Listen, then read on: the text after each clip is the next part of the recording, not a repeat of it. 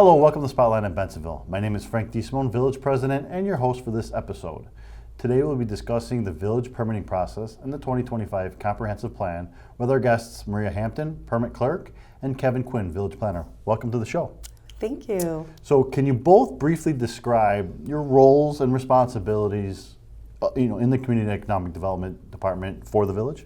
So I oversee the permitting process from beginning the intake to the inspections to closing the permits. Okay, Kevin? And I'm the village planner. I handle a wide variety of tasks, but mainly zoning, and I assist in economic development initiatives.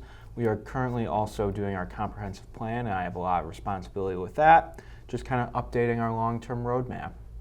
Maria, you're a resident and an employee. I am. Can you tell us why it's necessary for residents or businesses to apply for a permit before starting any construction project?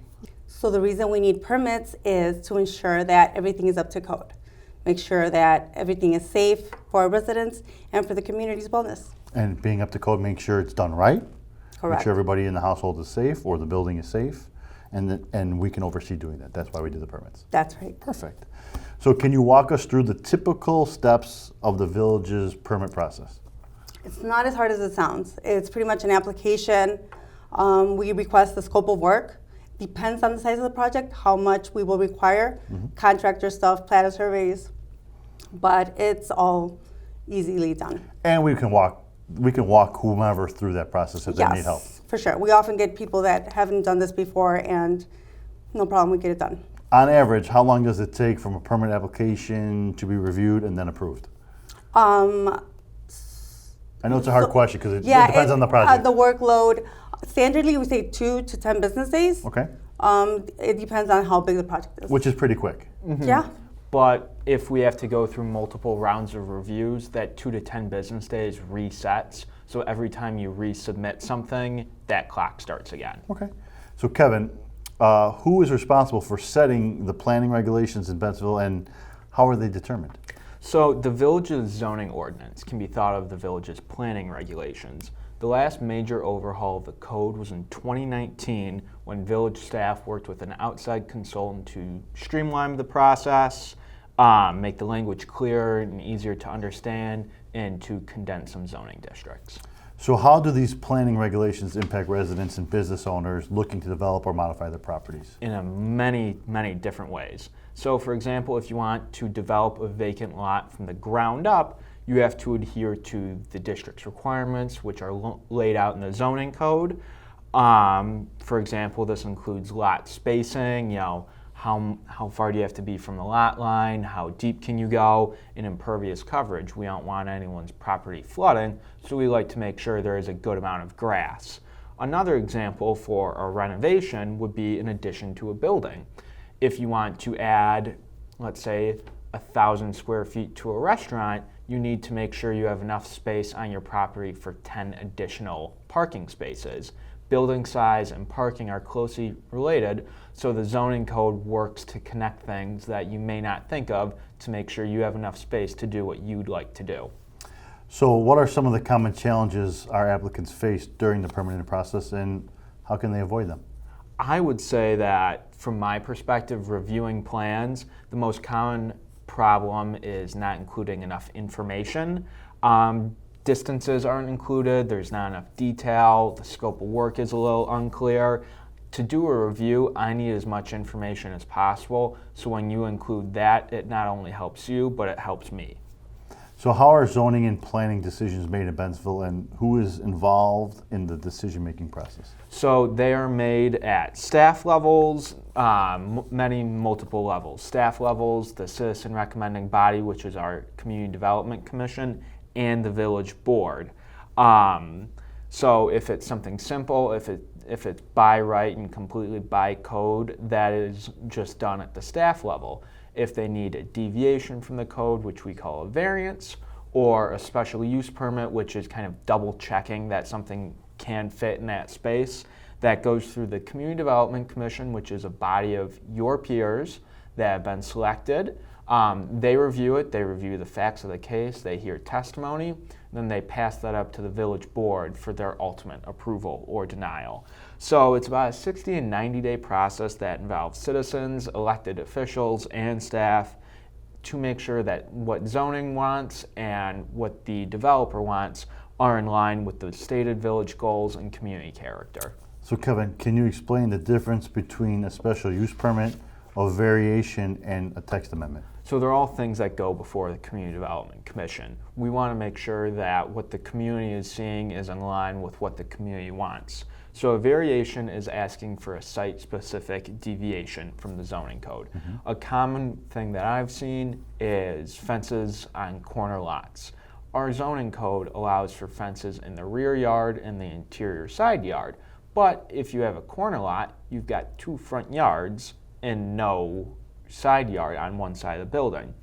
So you apply for a variance from the code that allows you to kind of build into one of those corner side yards so that you can have a fence in line with what your neighbors who have a non-corner lot may have. A special use permit, in my own words, is really just double checking to make sure that something fits with the surrounding character. Common special use permit is for automotive repair. They can be allowed in a C2 commercial district with a special use permit, but we make them go through that process to see if they do fit. Typically, we see them in industrial yards, industrial areas such as our I-1 light industrial or our I-2 general industrial district. And through this review process, we can determine if, okay, yes, this could go here, but we think it would be better there, so we're going to deny it. And finally, a text amendment is when the village updates its own zoning code. We are aware that we are not perfect, we are aware that things change, so over time we have to update it.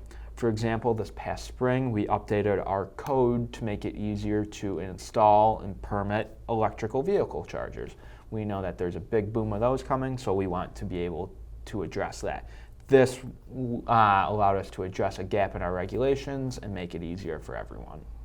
How can residents find out more about the permitting process? I would say probably just call myself or Maria or stop in at Village Hall. We're always here to answer questions. Yep. I have a couple more questions. Do you guys have a few minutes to hang out? Sure. Oh, of course. We'll be right back after this short commercial break. You're watching Bensenville TV, providing local government programming to residents 24 hours a day, 7 days a week, featuring board meetings, news, events, bulletin boards, and original programming about the services provided by our municipal government and affiliated organizations. Always on, offering community information anytime. To find out more, visit our website, www.bensenville.il.us. Live, learn, explore. Bensenville Community Television. Bensenville, where diversity meets affordability. Our residential neighborhoods are enriched with multiple parks and facilities seamlessly woven into the community's fabric. Experience a wealth of recreational opportunities, from the Redmond Recreational Complex to the Edge Ice Arenas. Bensenville offers year-round events, including a summer concert series, figure skating events, a magical holiday tree festival, and more. Bensenville is the perfect choice for families and businesses alike. When choosing your community, think Bensenville. Hi, I'm Lucy Johnson, a student at Fenton High School right here in Bensenville. Fenton is more than just a place for academics. It's a place where students like me can grow, explore, and thrive in so many different ways. Whether you're into sports, theater, music, or anything else, Fenton has something for you. And with year-round sporting events, concerts, and performances, there's always something going on. And the best part? It's open to the community. Everybody is welcome to come cheer on Fenton students as they showcase their talents. Want to learn more? Visit our website or check us out on social media for updates and events. Fenton High School, where there's always something more to discover.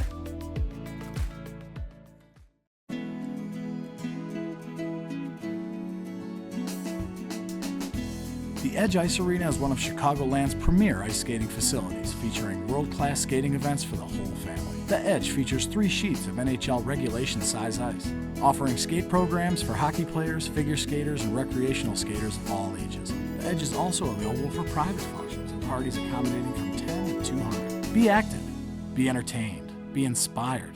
Experience the spectacular Edge Ice Arena. Hello, welcome back to Spotlight in Bensenville. My name is Frank DeSimone, Village President and your host for this episode. Today we are discussing the village permitting process and the 2025 comprehensive plan with our guest Maria Hampton, who is our permit clerk, and Kevin Quinn, our village planner. Welcome back. Yes, thank you. Happy to be here. Let's jump right in. What role does inspectional services team play in the permitting and development process? So as far as permits, we do some of the in-house permitting inspections, but not for commercial. Okay. So it's residential. All of our commercial inspections are outsourced to a third party. Does Bensenville have a community development commission, and what is its role in reviewing applications? So, as I mentioned earlier, the Community Development Commission is a citizen recommending body. Sometimes when staff is reviewing applications for permits, we notice things that deviate from the code and may require a variance. Things go before the Community Development Commission to ensure that, this is allowable. So it is beyond a staff level. It's to make sure that, the citizens of Bensenville feel that this variance is needed and necessary and within reason. So how can residents or business owners determine if their property is properly zoned for a specific use, and where can they find in the village's zoning regulations and other relevant codes? So I think the easiest, quickest way is to just call myself. That's my job. I'm more than happy to help the Bensenville residents figure that out. But all of this information is also available online. The entire village code, which includes the zoning ordinance, is available online. And every year we post an updated zoning map. So for example, if you are at 12 South Center Street, you can look and see that it is a C1 and it falls within the downtown district. Are there any specific permits required for smaller projects like fences, patios, or landscaping? Yes, there are. We want to make sure all projects are completed in a safe manner that is up to code by requiring permits for what you may think is a smaller project like a patio. We are able to check that there's proper lot coverage so you're not flooding your house, you're not flooding your neighbor. Permitting is how local government is able to look out for its residents. So what steps should residents take if they believe their project requires a zoning variance or exception? I would say the first step is to just always ask questions. You can give myself a call. I'm readily available and always willing to help. This requires a few questions on my end and probably looking at a site plan. I'll review the site plan, and if they require a variance, we have a meeting, we talk things out, and we'll work to them with a point to make sure everyone's happy. So Kevin, you recently launched an update to the Bensenville Comprehensive Plan. Can you tell us a little bit about that? Yes, so the previous plan was completed in 2015, and the majority of goals that have been set out in that have already been completed. As the world changes and as the community shifts, it's important for the village to understand how its residents envision a future Bensenville. The update process involves a resident survey, which residents can fill out online right now, an examination of existing conditions and how those have changed since the last time the plan was published, and the creation of responsive, actionable goals to help create the future that Bensenville residents envision. So why is the comprehensive plan needed? It's needed to stay abreast of things, to create policies for everyone to be happy. It's needed because without a roadmap of citizen desires, the village doesn't know how to move forward into the future, and we want to create a Bensenville that everyone can be proud of. How can residents be involved in the comprehensive plan? They can fill out the resident survey at www.bensonvilleplan.com. They can stop by Village Hall, talk to me. I'll hand them a postcard with a QR code that links directly to the survey, or they can show up at one of the pop-up engagement events I'm planning that will take place across the community. Maria, what's the best way for residents to get more involved about the village's permitting process? You can give us a call, give myself a call, Monica, my counterpart, or you can visit our website. Or show up? Or show up, for sure. Always welcome. Well, thanks for all that information. We greatly appreciate it, and I'm sure our residents do. We're going to end our show now, but thank you for coming out. Absolutely. And thank you all for joining us, and be sure to tune in next time for Spotlight in Bensenville.